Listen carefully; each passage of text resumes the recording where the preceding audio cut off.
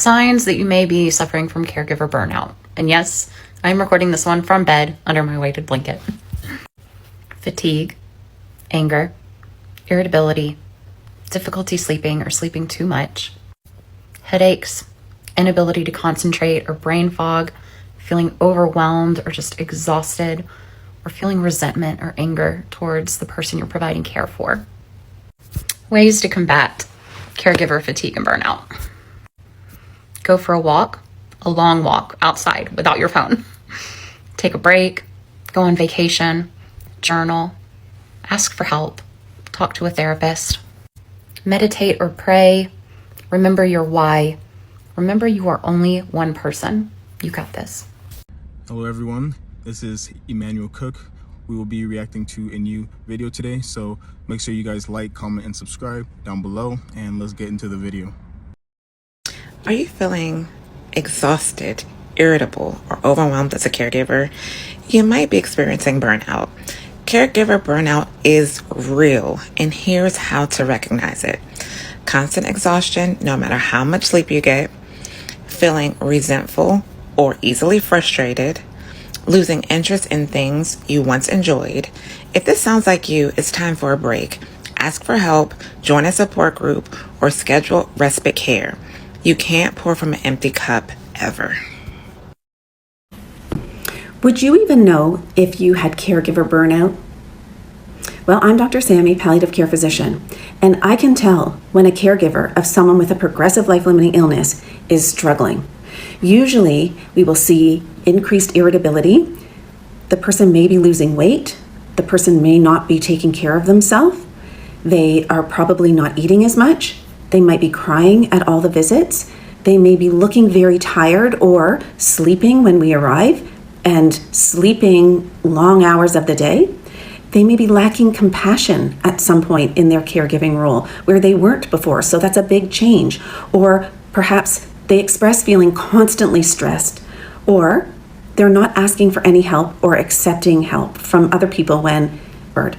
The other thing is that they might describe not enjoying things. So if someone's really low in mood, crying, and just looking different each time we visit the home, we are certainly assessing the patient for sure, but we're also taking a look at who is the inner crew that's wrapped around the patient. And what I mean by inner crew is who are the closest people around that patient who we have to watch out for, keep an eye out for them, because we know that caring for someone with a progressive life-limiting illness has an effect on the people around them, especially the people that step forward and lean into the caregiving role. They can and do get caregiver burnout. They don't often get a big break from that role. They don't often know how long they're going to be in the role.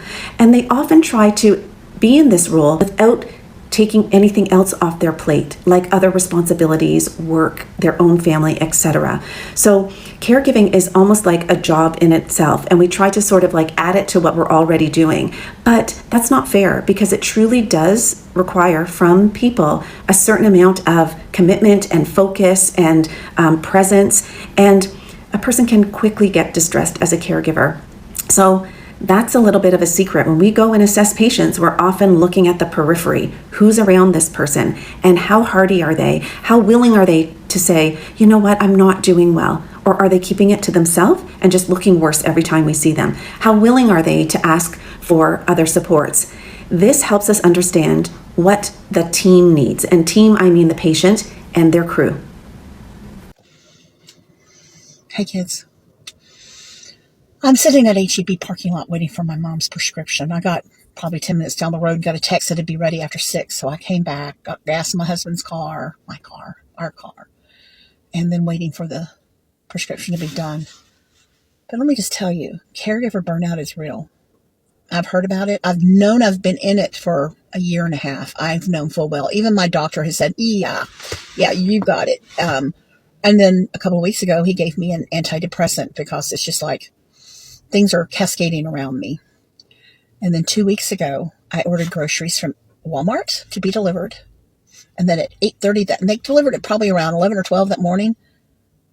Then at 8:30 that Sunday night, At 9:30, I got a phone call saying, Mrs. Horslem, this is HEB curbside, and you had an order to pick up at 8:30, and we're getting ready to close. Should we hold your order for you? And I was like, I have an order with HEB. And all I could think to say was, yes, hold it for me. I'll be there tomorrow. They said, no problem. Just call us and we'll bring it out to you. I have no memory. And it was double of everything I'd ordered at Walmart, except I had 10 bags of potting soil. Well, because, dirt's important.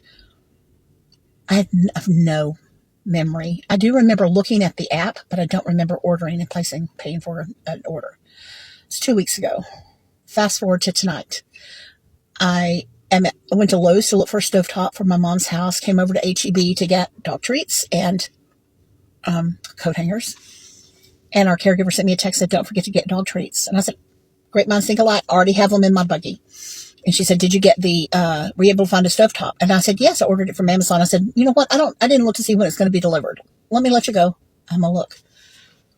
When I opened the app up, there was an order in there for a case of pedigree wet dog food and a package of the dog treats that I just bought at HEB. My first thought was Maria did it. Maria ordered them and had them sent to our house. But I thought, no, it's not on Maria's account. It's on my account. It's on my account, coming to my address with my credit card. I thought, I don't remember doing that. Then I looked and I ordered it today.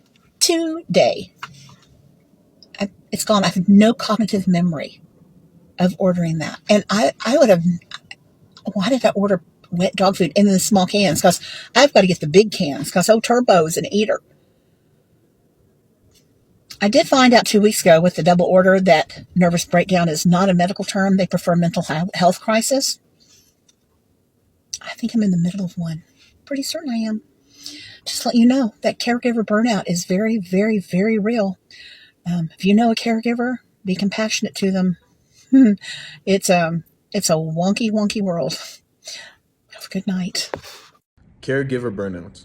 I have had very extensive experience with this specific thing. And I can tell you that a lot of jobs don't involve emotional labor, but being a caregiver, you use so much of your emotions, so much empathy, so much care, just so much of the human emotion. So on top of doing physical labor, you also have to involve your emotions when caring for another person. That is where it gets so toxic and draining, because you also have to take care of yourself. And a lot of caregivers neglect themselves to take care of other people. If you cannot take care of yourself first, there's no way that you have the strength or the energy or the capacity to take care of another person. It just does not make sense. You have to fill your own cup first, and then you can pour into other people. Caregiver burnout's a real thing. And if you ever find yourself in a caregiving position, remember to set the boundary in the very beginning with whoever you are taking care of. That you have to have this for yourself, such as a certain amount of time, or you need to be able to do a certain thing for yourself in order to take care of them so you can maintain your own sanity. And anyone that's been a caregiver knows exactly what I'm talking about. And this is just a warning for the people that eventually are going to end up taking care of our parents or our spouses when they're sick, or, anything that's going to make you overextend yourself for a long period of time. Because it started 4 years ago with Grandma. I dropped my entire life and changed everything about how I was living to take care of her and every little damn thing she needed, and 95% of it was never an emergency and could have been handled by the people that were taking care of her at the place that she was at the time. But instead, I would drop everything I was doing on a constant basis, whether I was working or not. And I never took care of myself. My husband tried to, we tried to do fun things to try and put Band-Aids on bad times, and we had fun moments, but it became very stressful because I wasn't taking care of myself. Now fast forward to a couple months before she dies, and he gets sick to the point where he can't work. He had already been sick for a while. So now I have to be the sole provider and take care of a house, 2 dogs, and later on a cat. And I haven't taken any time to take care of myself. I had a point where I ended up in an outpatient therapy program, which was, it helped a little bit, but didn't really work. It worked, but it didn't. It took time away from the time that I needed to do other things, because when you're a caregiver for somebody else full time and you're trying to support everything, there's nonstop things to do. So I made that as an excuse to not take care of myself. I took a couple antidepressants that turned me into a raging cunt. I just don't respond well to those. I was trying to mask the problem. The problem was that I was not taking care of myself. I wasn't taking time for myself to recharge my battery so I could take care of the other person, whether it was my husband or my grandma. Now, my husband had surgery in February. He's starting to do a lot better. But it's a road of recovery. And it's not fair for me to lash out and be bitter and angry at him because I didn't make the decision to set the boundary in the beginning that I needed to take care of myself. It wasn't fair. Some of the things that I've done when I've lost my mind as a caregiver, however, we're all human. So, just as a reminder, again, some of us will end up taking care of our aging parents or, somebody in our lifetime in a caregiving capacity where we have to maintain our life and the life of somebody else. Remember to be a caregiver for yourself, too. Because I learned it just a little bit too late. To the point where I've been bitter and angry. To people who don't deserve it. I've isolated myself away from friends and family. I don't really talk to anybody. It's hard for me to text back because I feel miserable. And that's just how that's how bad I let it get. Because I didn't take care of myself.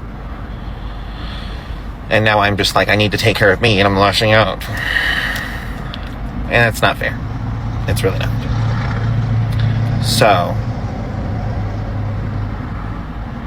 just remember to take care of yourself, because there's not a goddamn thing that I would change about the last few years about what I had to do to take care of my grandma and my husband. The only thing that I would change is I would have taken care of myself, so I didn't jump off the deep end multiple times throughout trying to take care of them. Because now I don't even know what I need to recharge my battery. And if you don't take care of yourself, this is how bad it will get. Because right now I'm sitting in a Target parking lot trying to breathe. Because earlier I thought I had a heart attack and was in the hospital. I didn't. I'm still here. But it was the weirdest panic attack I've ever had in my life, if that's what it was. No idea. Take care of yourself. I can't stress it enough. Sorry I took up 6 minutes of your time, but hopefully you got the point. Have a good night. A quick reminder, please remember to like, comment, and subscribe down below, and let's continue the video. Okay, so I want to talk about caregiving. Being a full-time caregiver. It's not for the weak. You definitely have to stay in prayer. You definitely have to continue to seek God for strength, because it can be tiresome.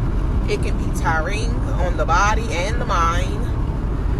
And it's just a whole weight load itself. And it's a topic, it's a subject that's not talked about a lot. Like, I'm going to shed light on this subject a lot because I'm currently experiencing this. I'm experiencing burnout, yes, in certain areas of my life. However, people look at caregiving as just simple words or simple phrase, caregiving. But no, it's a lot. You have to, especially if that person or that family member is immobile, as I will say, total dependent, meaning you have to do almost absolutely everything for that individual. You have to consistently change every 2 hours, if not more. You have to cook 3 times a day. You have to provide snacks 3 times a day to the most. Doctor's appointments, medication reminders, medication management, Baby, the list goes on and on and on. And we ain't even going to talk about the financial burden. Because, baby, if you ain't financially stable and you trying to be a full-time caregiver, all of that stuff is added into the equation, and it ain't a cheap journey. So, yes, you have to be graceful. Yes, you have to seek God. Yes, you have to pray and ask God for strength because, baby, as I mentioned, it ain't for the weak. And I'm here to shed some light on this topic because I've been doing CNA work since 2003.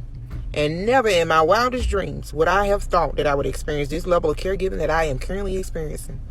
It's completely different from being in a facility because in a facility, you know, some of those people, they're there because they know that they need your help. They're there and they appreciate your help. They're there and they show you, they tell you just how grateful they are for you being the light that you are in their lives, like the help that you give them. They appreciate that. They tell you, they show you, and as a caregiver, that absolutely positively makes you feel good because you're doing something from the heart for someone that needs your help. Okay, understand me? But when you're doing it for a relative or a family member that feels obligated, that feels as though you're obligated to provide that service to them, it's a different ballgame. Because for one, when you're doing it from the kindness of your heart and you really don't have to, you should show every ounce of gratefulness because that caregiver is not obligated to do that for you. They're choosing to do that. That's something they're choosing to do. They're not obligated to do it. So be grateful. Be thankful.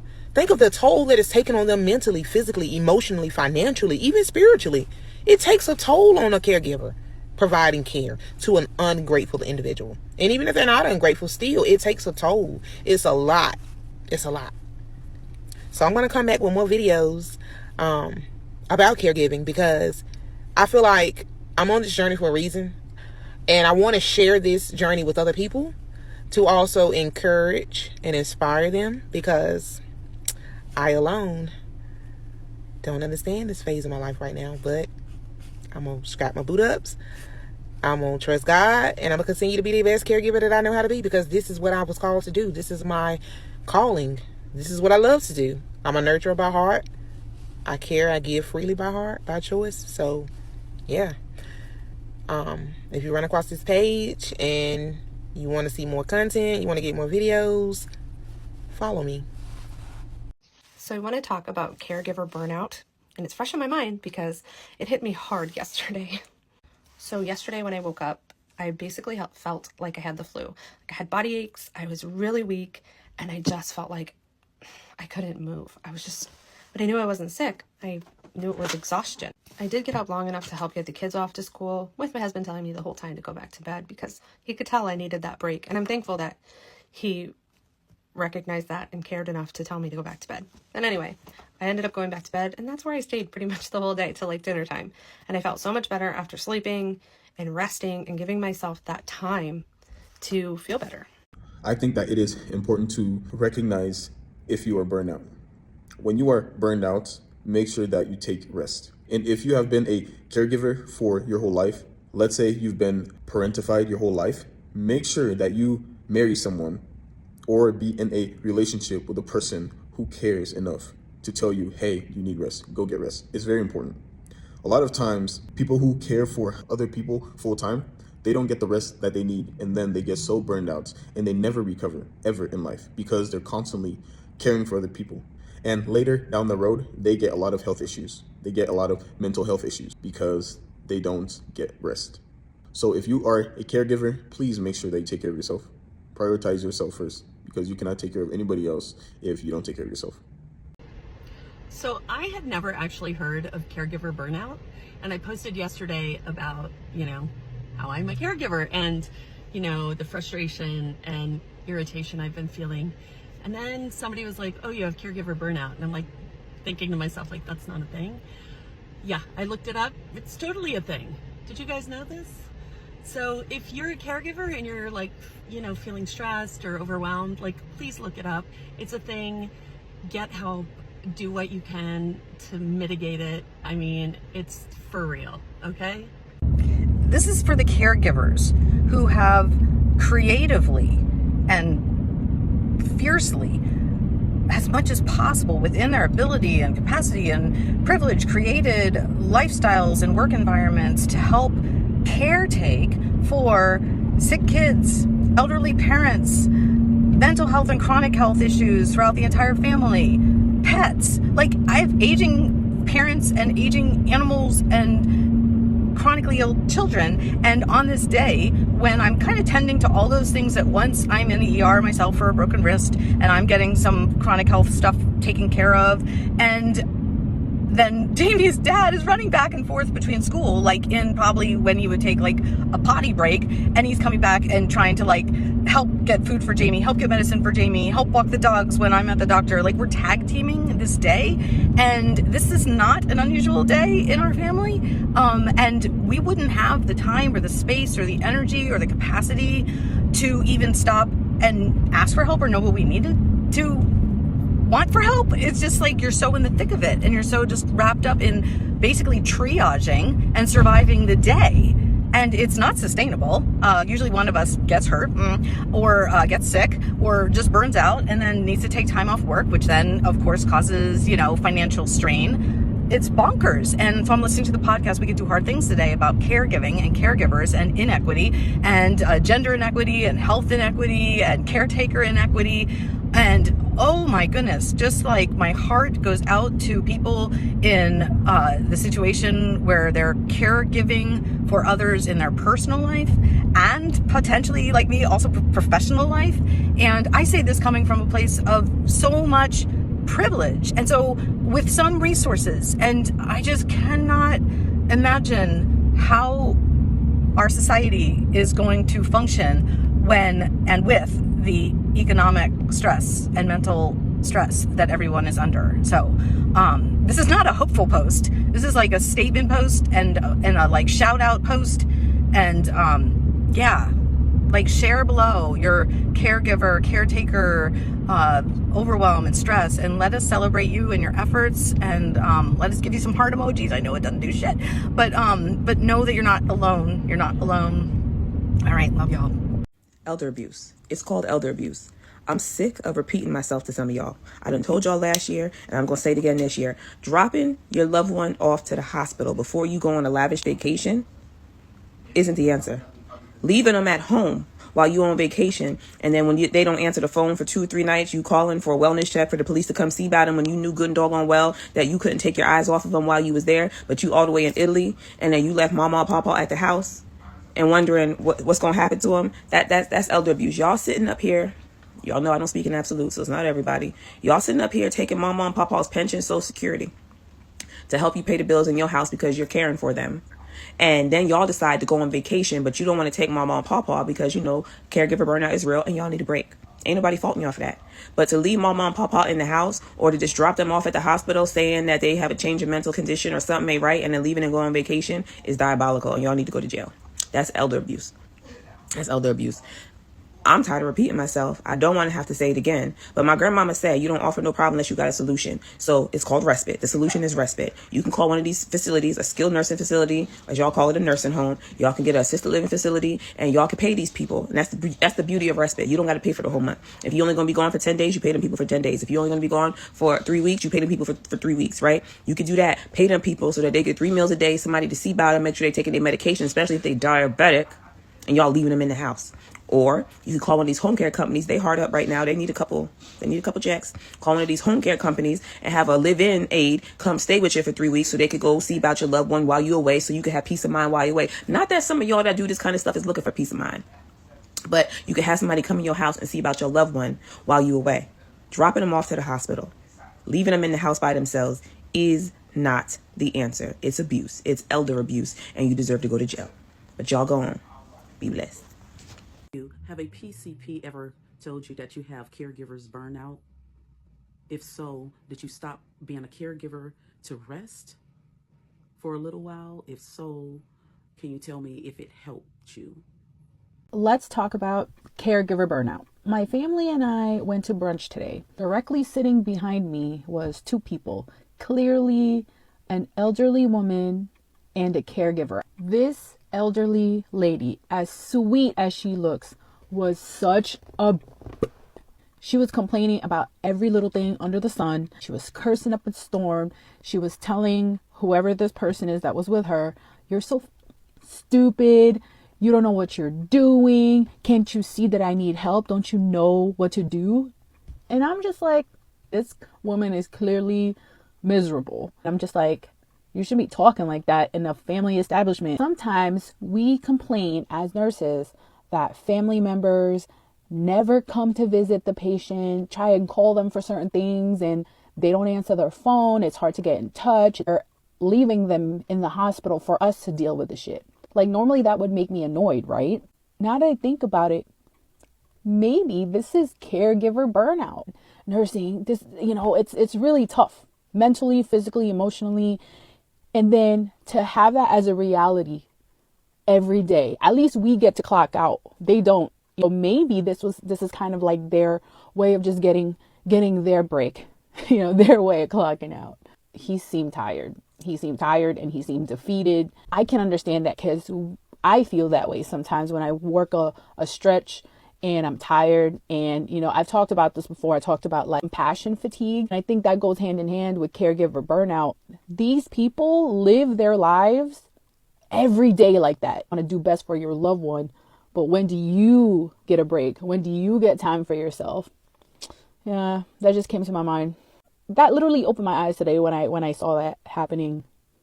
I just felt bad for him. I kind of wanted to take him to the side and be like, you're doing great. Like, you're doing a good job. So, something to think about. Caregiver burnout. I know caregiver burnout gets talked about a lot, but what I don't think gets talked about a lot and what I would like to talk about is the burnout that comes from having to be constantly hypervigilant about your child's health and safety. Like, I'm talking about having to constantly be aware of their temperature, their breathing, their tubes and cords that they're attached to them, or their devices are that help them, if their bodies are safe, constantly having to be aware of everything. I'm talking about the amount of times that I've had to call 911, the amount of times that I've had to rush to the emergency department while keeping calm for my other children's sakes. I'm talking about the amount of times that I've sat by a hospital bed begging for answers. I'm talking about the exhaustion and the burnout that comes from being hyper vigilant and hyper aware. Like, if Addie coughs, immediately worrying about if this is going to turn into something serious, if she's just coughing to cough, if she's having reflux, if she's about to end up in the hospital. It's exhausting. It is exhausting. Addie has been in and out of the hospital a lot these last couple of weeks. We've been very busy. We've been meeting with very important doctors. We've been working on a lot of stuff with her health, and I am exhausted, and I'm just exhausted, and I just want to talk about it because the exhaustion that comes from being hypervigilant, I feel like it affects my nervous system. I feel like it affects everything. It affects how I handle my other kids' illnesses. It affects every single aspect of my life, and it's exhausting. If you're a medical parent, if you're a disability parent, and you're having to be hypervigilant 24/7 and you're exhausted too, I see you. This is a lot. How do I explain to someone that how do I explain to someone without sounding like a totally selfish, fucked up bitch that I am sick and tired of meeting all of my daughter's needs? It's hard to even say it out loud. I thought that when we were able to put together a way to have a full-time care provider for our daughter, that these feelings that I have about living life for two people would change.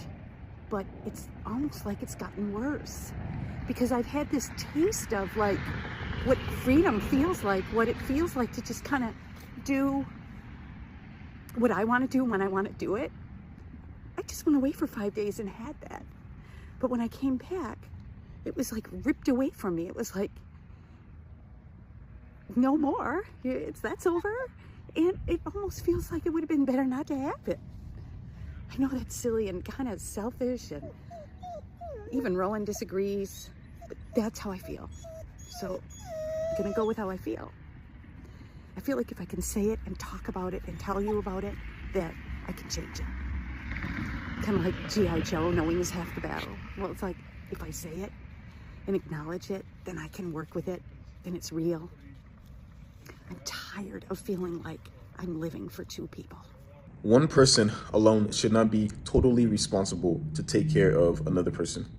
That is way too much weight. That is way too much pressure on that caregiver. This is why we need community, because we all need to support each other. One person cannot go through all of that stuff alone. I have been through that stuff alone. And a lot of the times, even in your own family, there is usually one person who is taking care of a lot of other people. And the pressure is on that person. The responsibility is on that one person. And the pain, the everything is on that person. And it is a lot. And if that person is in that position for years and the other people see them struggling and don't want to help them, that person will build resentment. Because you see me here, I need help. Can't you help out? Instead of giving excuses, why don't you come and lend a hand? And that is a serious problem in a lot of families. A lot of people put pressure on one person to do all the work, the emotional and physical labor, and carry the mental load of the other person. And that is totally unfair. And it is a lot. And a lot of times, those other people who don't help, they don't even care. They only care about themselves and their own lives. They don't care about anybody else's. And if any inconvenience comes, they never help out. They do not want to be inconvenient. And even if they help, they will just sit there and complain the whole time they're helping. The whole time. Either complain if they help or make excuses when they don't help. And all of the pressure, responsibility, labor is on one person who actually cares. And it's totally unfair. All right, burnout is the topic of the week. And let me tell you something. If you have parents that you think you might need to take care of someday, if you are yourself a parent, you need to pay attention to what I'm about to say.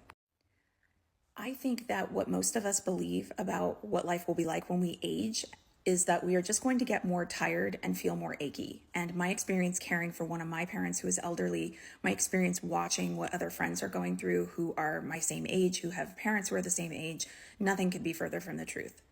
We are spending an insane amount of time, all of us who are caring for aging parents, trying to figure out how to let our parents have as much independence as they can have without also getting into a situation where we are overlooking them not being able to take care of themselves and potentially a dangerous situation.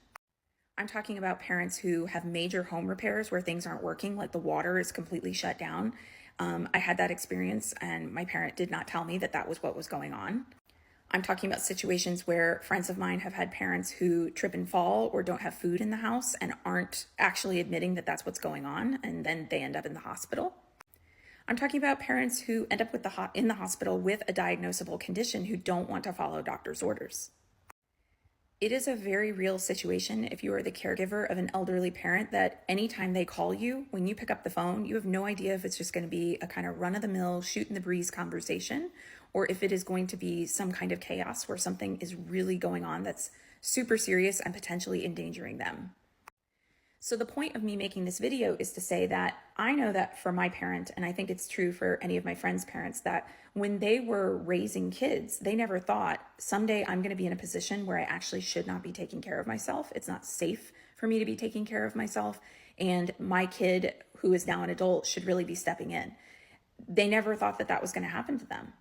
And if you're a parent right now and you have kids, chances are you don't think that's going to happen to you. I can't imagine that any parent who is watching this right now ever wants to think of the stress that their kids are going to be under trying to figure out, is my mom or my dad able to care for themselves?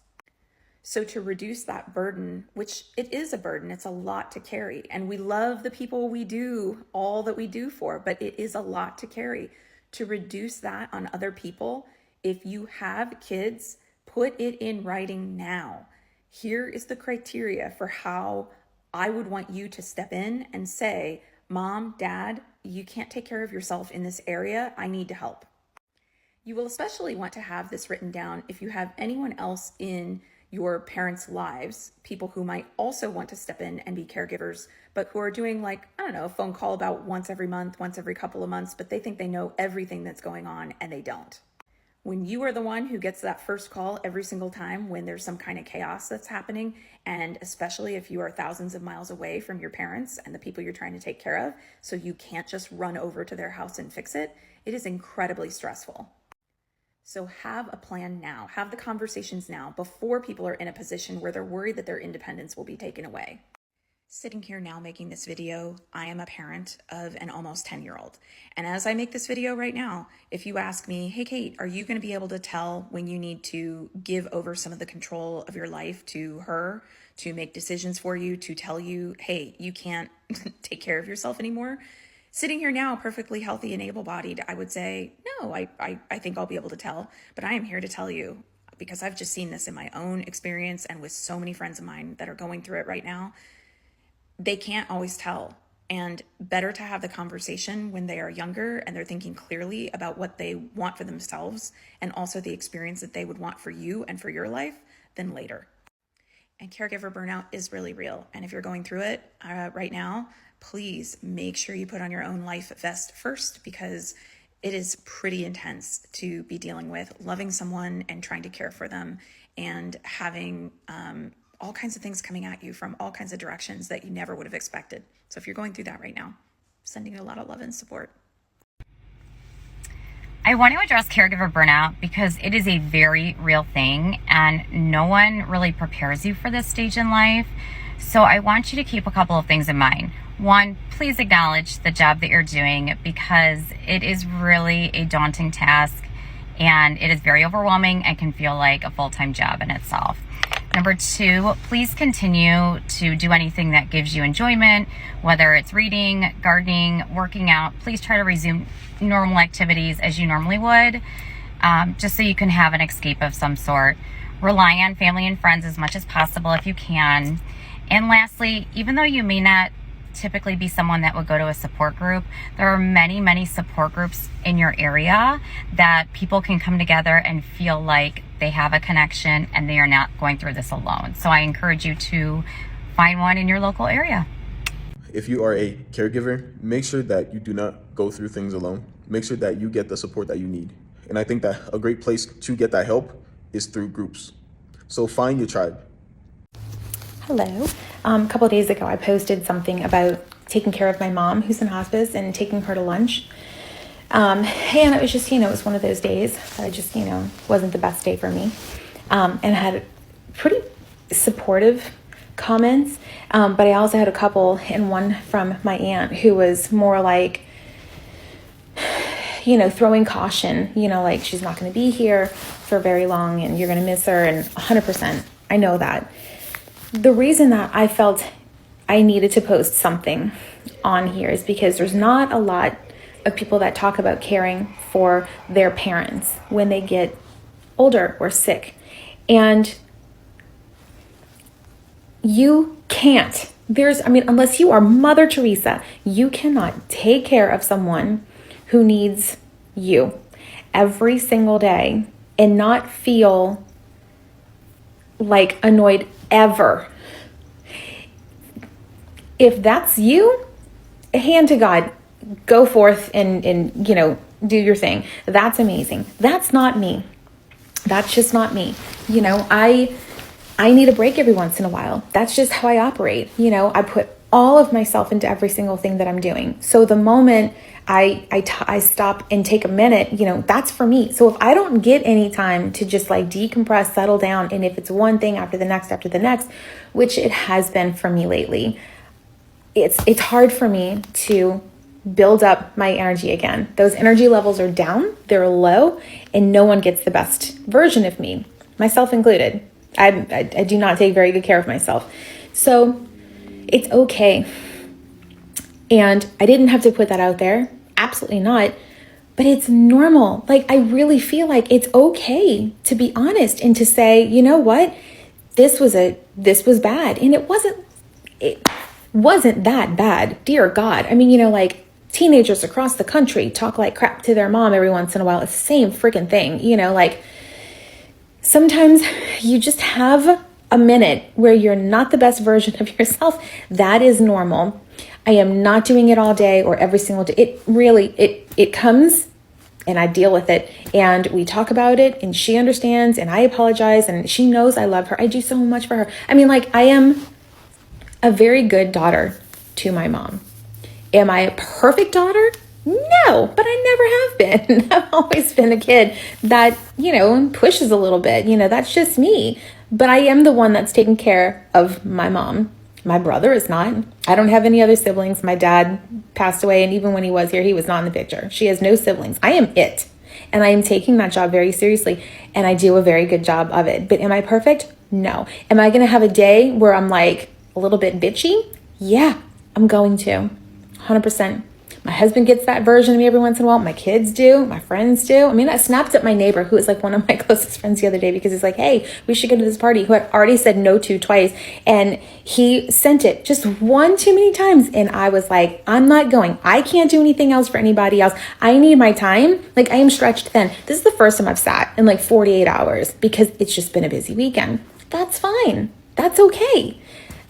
I can't say yes to anything else right now. I can't do it. So if I have a day while caring for my mom and it's not the best day, and it wasn't even like the freaking day. I mean, it was like a moment, and I put it out there because for me, it's nice to be honest, and it's okay to put it out there, knowing fully well someone's going to say something negative. I was totally aware of that, totally knew that was something that could happen.